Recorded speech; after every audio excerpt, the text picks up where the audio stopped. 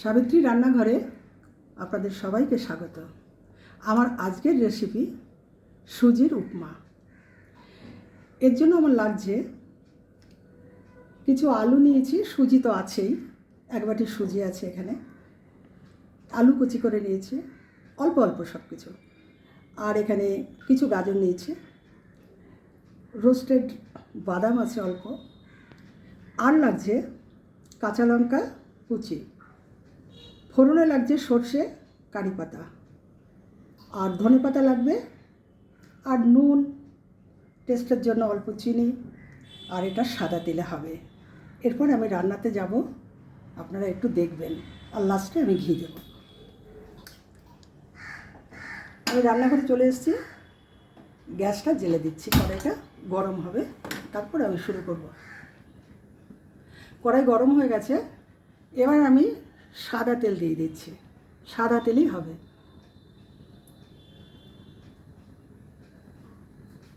গরম হবে, তারপর আমি ফোড়ন করছি।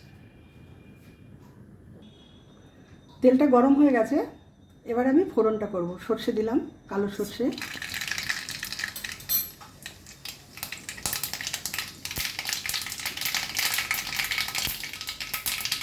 কারি পাতা দিলাম,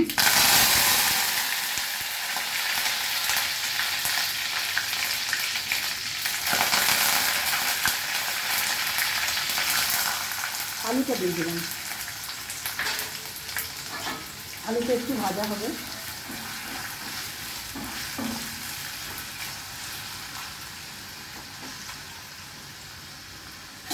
একটু ঢাকা দিলাম।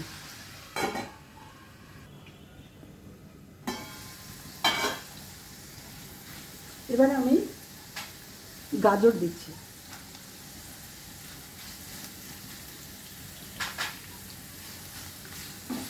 গাজরগুলো একটু ভাজবো।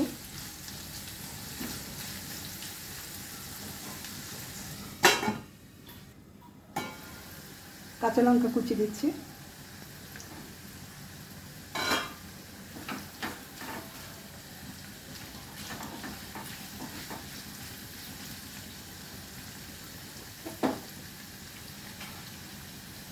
এবার আমি সুজিটা দিয়ে দেবো।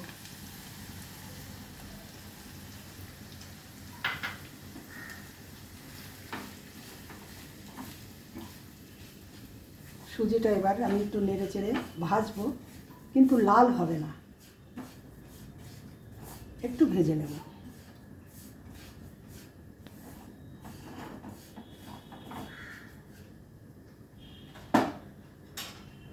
রোস্টেড বাদামগুলো দিলাম,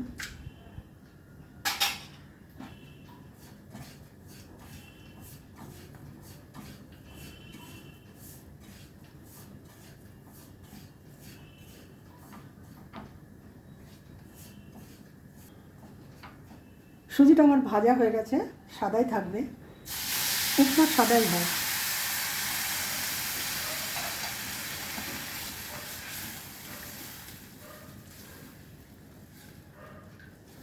এবার নাড়তে হবে।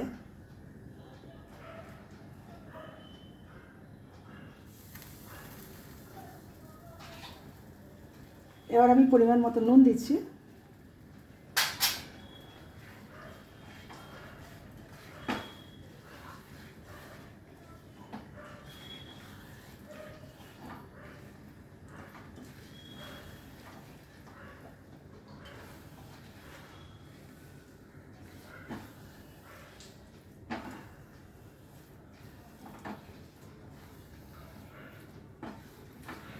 এই রান্নাগুলো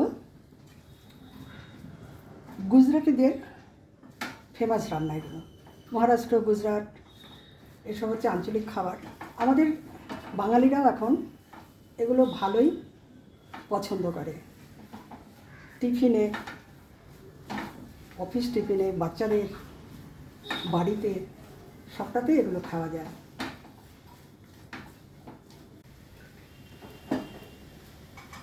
এবার আমি ধনে পাতা দিলাম,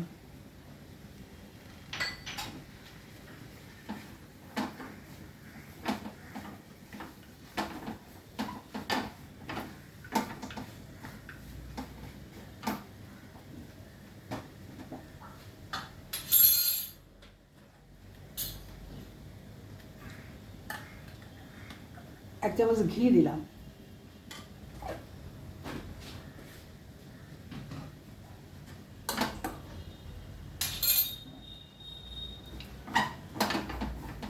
রান্নাটা আমার হয়ে গেছে। রান্নাটা যদি পছন্দ হয় তাহলে অবশ্যই কমেন্ট করবেন, কমেন্টে জানাবেন কেমন হয়েছে। সাবস্ক্রাইব করবেন, কমেন্ট শেয়ার সবই করবেন, আমার পাশে থাকবেন। সাবস্ক্রাইব করলে আমার রান্নার সমস্ত নোটিফিকেশান আপনার কাছে চলে যাবে সবার আগে। আর ফেসবুক পেজটাকে আমার ফলো করে দেবেন। আপনারা সুস্থ থাকুন, ভালো থাকুন, এই বলেই আমি আজকের রেসিপিটা শেষ করছি।